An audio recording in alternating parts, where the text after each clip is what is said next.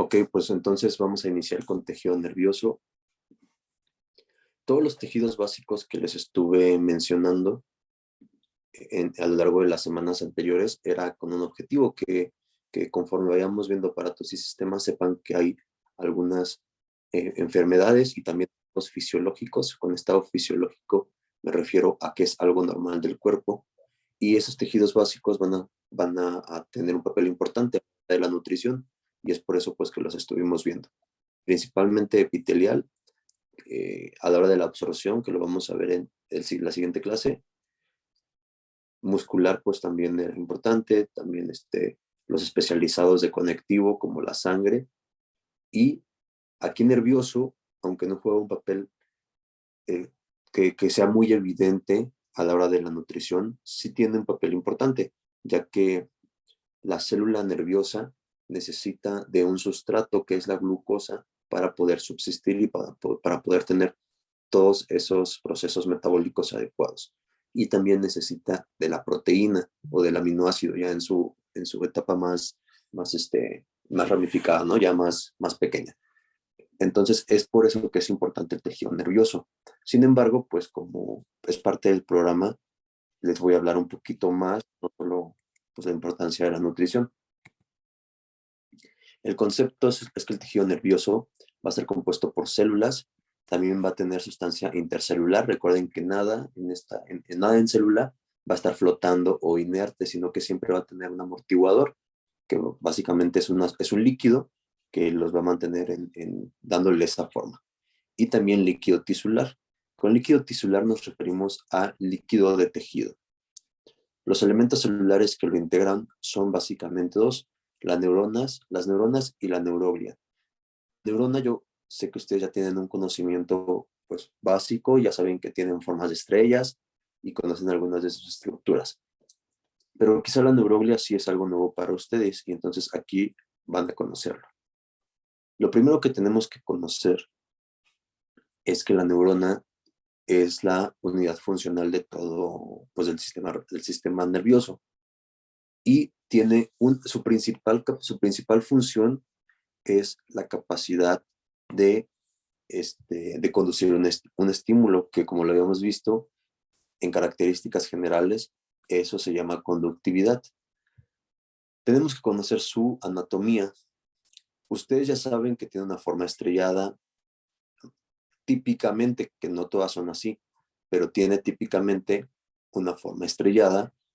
A eso le vamos a llamar soma, y también en algunas bibliografías lo pueden encontrar como cuerpo. Bueno, ahí más o menos. Así lo pueden encontrar como soma o cuerpo. Van a ver que de esa estrellita salen algunas ramificaciones, que serían las dendritas, que serían las dendritas. Y finalmente tenemos el axón, que es como la colita de la neurona. Ese axón, si nosotros damos zoom, no está aquí. Bueno, pero si diéramos zoom, vamos a ver que cada de estas estructuras son bandas de mielina. Aquí en su interior tiene una sustancia que se llama mielina, que es la que nos va a conducir el estímulo. Todo estímulo, la conductividad es la capacidad de conducir, pues de conducir, la capacidad de conducción.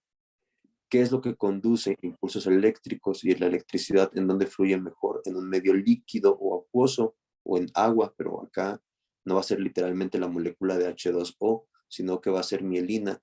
La mielina es, es el conductor del sistema nervioso y la encontramos a lo largo de todo el sistema nervioso y de todas sus ramificaciones. ¿Para qué? Para que pueda haber una mejor conducción. La mielina tiene un aspecto como de miel, un poco espeso y ámbar, es por eso que se le dice o se le da ese nombre, ¿sí? A lo largo de los años, la mielina puede empezar a sufrir, puede empezar, el sistema nervioso conduce todo tipo de estímulos. Eso quiere decir que puede ser algo dolor, o sea, puede conducir dolor, puede conducir cosquillas, puede conducir placer, puede conducir pues movimientos y muchas cosas. Entonces, si una mielina o una banda de mielina se ve afectada, también se van a ver afectados esos impulsos. Puede haber muchas enfermedades de la mielina, si dependiendo pues de la cantidad y de la estructura, esos impulsos pueden ser más dolorosos, que es lo que se le llama neuropatía diabética, que sucede en las personas pues diabéticas, o incluso a la hora de razonar y de hacer la sinapsis, puede haber se puede ver más lenta ese estímulo, esa conducción, por, porque la mielina pues está, ¿no? Porque no hay tanta mielina. Y es normal que con los años se pierda un poquito del espesor, pero eso pues con muchos años. Si se pierde a edades tempranas, pues ya no es normal. ¿Y qué es lo básico que hace el sistema nervioso? Conducir, la conducción. Nosotros lo vemos como, bueno, si se pudiera ver en vivo, se podría ver como muchas luces, como muchos, así como lucecitas de Navidad, ¿no? O como pólvora que va corriendo, así como aquí, como acá, como acá y como acá. Cuando una dendrita se toca con otra dendrita, o una neurona se toca con otra neurona, o un axón con un axón, o un axón con una dendrita, pero el punto es que sea una interacción neurona con neurona, va a haber una conducción. La conducción pues se le llama sinapsis. ¿Cuáles son las funciones? La de la neurona es la excitabilidad y la conductividad. La excitabilidad, si recuerdan, es la capacidad de responder a un estímulo y la conductividad era la capacidad de conducir un estímulo. Eso, pueden ser como significados que pueden confundirse, pero no, porque la capacidad, si ustedes recuerdan, de responder a un estímulo era, por ejemplo, que si se quemaban, es un estímulo doloroso y rápidamente quitaban la mano. Por eso la vida creó los reflejos, los arcos reflejos. Entonces, al momento que ustedes, si recuerdan en epitelio, cómo era la piel, con tejido plano, ¿no? Tejido plano, estratificado. Si ahí me salió súper choco, pero acá, si recuerdan, ¿cuál era una de las características del epitelio? Que se incrustaba en su interior terminaciones nerviosas. Eso quiere decir que sí iba a doler ese epitelio. Entonces, la piel duele porque tiene incrustadas ahí terminaciones nerviosas. Si llega un estímulo doloroso, que se pinchan con una aguja o se queman, rápidamente esta terminación nerviosa manda un impulso o conduce un estímulo también, lo manda al cerebro y al cerebro rápidamente más bien activa el arco reflejo, ¿no? Que es pues quitar la mano. Eh, Más o menos, o sea, no, o sea, sí y no, porque para que sea un estímulo por emoción, tiene que ver algo moral, o sea, tiene que ver también eh, la hipófisis, o sea, todo, no nada más las neuronas, pues, ¿no? O sea, esta es la capacidad, pero de las células, y para que se vean involucradas emociones, tiene que ver otros órganos como el hipotálamo, los lóbulos, o sea, tiene que ver ya todo un conjunto, todo un sistema, pues, no nada más las células. Y ahorita les estoy hablando de la neurona por sí sola, pero ya en conjunto todo el sistema nervioso, con sus estructuras, con su corteza, con sus lóbulos, con su hipófisis, con su adenohipófisis, todas las hormonas, pues ya sí tiene que ver la regulación de emociones. Y este, y la neuroglia, la función de la neuroglia, bueno, sí, esto es lo que, acá el dibujo se los puse justamente pues para que vieran que la capacidad de responder a un estímulo son los arcos reflejos, o sea, quitar la mano en situaciones cuando pues está agrediendo la piel o el codo o lo que sea que pues, les haya dolido. Y la conductividad, una vez que se respondió a ese estímulo, se crea un conducto que lleva al cerebro, que es lo que nos hace pues quitar la mano. Pero también hay eh, conducciones en otras partes del cuerpo, no solamente pues cuando se pican o cuando se queman, etc. La neuroglia tiene funciones nutritivas, aislantes de sostén y de defensa. La neuroglia es como si fuera el tejido conectivo del sistema nervioso. Gracias a ella vamos a tener un soporte en el sistema nervioso.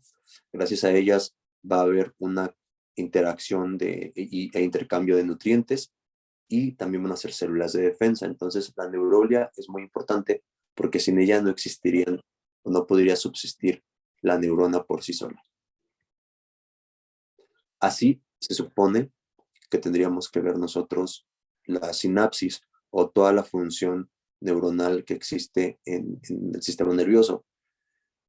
¿Qué es lo malo de esto? Que, bueno, al menos yo creo que por allá en Rusia y o no sé, en algunos países donde se experimente con ratones que son creados justamente para la ciencia y todo eso, sí han podido ver un sistema nervioso en vivo, pero nosotros pues aquí en México y en la nacional no lo hemos, pues no se puede, ¿no? Nosotros tenemos cortes de cerebro y los vemos en el microscopio, pero pues no se puede ver obviamente la actividad eléctrica porque es un tejido ya muerto, pero un tejido en vivo se tendría que ver así, pues como mucha electricidad, y sería muy interesante verlo, a menos que aquí alguien se dedique de 100 a la ciencia, pues chance lo llega a ver, lo graba y nos manda video, porque nosotros pues no vamos a tener la oportunidad. O al menos yo no, porque pues no me dedico a la ciencia 100%, no soy científico. Ok, tenemos varios tipos de neuroglia. No nos vamos a enfocar nosotros no nos vamos a detener, solamente las muestro para que vean que existen, o sea, la diferencia, ¿no? Que anatómicamente sí es muy diferente a una neuroglia a una neurona, principalmente la forma, pero y que sepan pues que la neurona es para conductividad y excitabilidad, y que la neuroglia es sostén, es defensa y es intercambio de nutrientes. Tenemos una clasificación neuronal. Las neuronas se van a clasificar dependiendo de las ramificaciones que tengan, ¿sí? Se le va a llamar unipolar si del cuerpo solamente se desprende una ramificación. Se le va a llamar bipolar si del soma o cuerpo se desprenden dos ramificaciones. Y se le va a llamar pseudo unipolar si de ese cuerpo soma solamente se desprende una ramificación, pero de esta misma ramificación nacen otras dos, ¿sí? Porque no es bipolar, pero tampoco es unipolar. Entonces es pseudo unipolar. Y se le va a llamar multipolar a la que ya tiene mucho más, pues más de dos ramificaciones. Y obviamente va a ser más especializada. Conforme tengan más ramificaciones, una célula pues, o una neurona va a tener mayor capacidad de brindar estímulos no solamente de una ramificación, sino de todas sus ramificaciones, y en conjunto pues van a armar toda una telaraña de conducciones. Bueno, tampoco me voy a detener en explicar eh, las características de cada una, pues ya con que sepamos ustedes y con que sepan cuáles son unipolares visualmente, cuáles son unipolar, pseudo unipolar, bipolar y multipolar. Porque recuerden que cuando yo hice la presentación, es que no las he cambiado, las hice, les puse mucha información y con el tiempo pues voy quitando porque se me olvidó que pues era para chicos de prepa y no para chicos de universidad. Las neuronas multipolares son las más bonitas visualmente hablando, ¿sí? Y también van a ser las más abundantes del sistema nervioso. ¿Por qué? Porque de su cuerpo, de su soma, van a tener varias prolongaciones, aunque solo presentan un axón, solo van a presentar aquí una banda de mielina, pero sí pues muchas prolongaciones. Y esto va a ayudar a que haya pues, mayor sinapsis. La neuroglia, vean cómo se ve de diferente en un microscopio a cómo se vería una neurona, por ejemplo, que esta sería la neurona, y que no se ve pues así tan exacta, pero sí muy parecida en un corte de microscopio. Y la neuroglia se ve totalmente diferente, o sea que son mucho más pequeñas que la neurona. La neuroglia es el sostén metabólico de del sistema nervioso. Con metabólico nos referimos a que existen un intercambio de nutrientes y que obviamente pues va a haber reacciones metabólicas en su interior. También nos ayuda como sostén mecánico, como protección del resto de las neuronas. Pero estas no tienen una función específica más que pues la de sostén y la de metabolismo y la de nutrición, que ya es por sí sola pues una gran ayuda, pero no van a tener que ver mucho, por ejemplo, con la motricidad, con la movilidad, con con la percepción de la sensibilidad de la piel, por ejemplo, cosas que sí va a tener la neurona propiamente dicha. Las neuroglias se van a caracterizar por ser mucho más numerosas. Puede haber hasta 10 veces más que las neuronas, o sea, 10 veces más neuroglia que neurona. Y generalmente, muy generalmente, son de menor tamaño. Se presentan tanto en el sistema nervioso central como en el periférico. El sistema nervioso central es el encéfalo y la columna, la médula ósea, perdón, y la médula ósea, y el sistema nervioso periférico, pues son los 12 pares craneales. Pero eso, pues, no tiene que ver con Nutri, por eso no lo pongo. Tenemos neuroglia central, que es el sistema nervioso. En el sistema nervioso central, las neuronas se van a clasificar en macroglia, microglia, células ependimarias, etcétera. Pero esto me lo voy a brincar porque nada más los voy a confundir más. Mejor nos vamos al tipo de sinapsis. Esto sí va a funcionar y esto sí nos va a servir o se va a relacionar con los temas anteriores que son los de tejidos básicos. Tenemos sinapsis neuronal. Eso quiere decir que es un estímulo que se propicia cuando una neurona tiene contacto con otra neurona. Entonces, esta es la sinapsis típica del sistema nervioso. Sin embargo, existen otros tipos de sinapsis que no son muy conocidas o que no se mencionan mucho. Tenemos la sinapsis neuromuscular, que es la conducción o el estímulo entre un músculo y una neurona. Ustedes deben de saber que las neuronas no solamente eh, no son esta forma estrellada con su axón y sus dendritas. Bueno, está súper feo el dibujo, pero acaso sus dendritas. Y ya, sino que tenemos neuronas que tienen prolongaciones larguísimas, que pueden llegar a la piel, que pueden llegar al estómago, que pueden llegar a los músculos, y es ahí donde sucede una sinapsis neuromuscular. El músculo, ¿dónde lo tenemos? Lo tenemos en los vasos sanguíneos, lo tenemos en el estómago, en el sistema musculoesquelético, y van a servir justamente para desencadenar los estímulos. Cual sea, por ejemplo, ustedes para que puedan quitar la mano del fuego cuando se están quemando o cuando se pinchan con un objeto punzocortante, ¿qué tiene que existir? Una contracción muscular, si no, pues jamás se va o sea, muy difícil lo van a quitar así volando la mano, ¿no? Sin hacer nada. Regularmente se contrae, o sea, esa es la función, que se contraiga para que se pueda quitar pues, del lugar donde se estén quemando. Para eso nos sirven las sinapsis neuromusculares y bueno, pues para otras cosas, no nada más sino pues para defenderse también, para correr, para cuando están en estado de alerta, cuando están estresados, para todo. Y finalmente tenemos la sinapsis neuroepitelial, que de esas no encontré en ningún libro, pero vamos a dibujar un epitelio.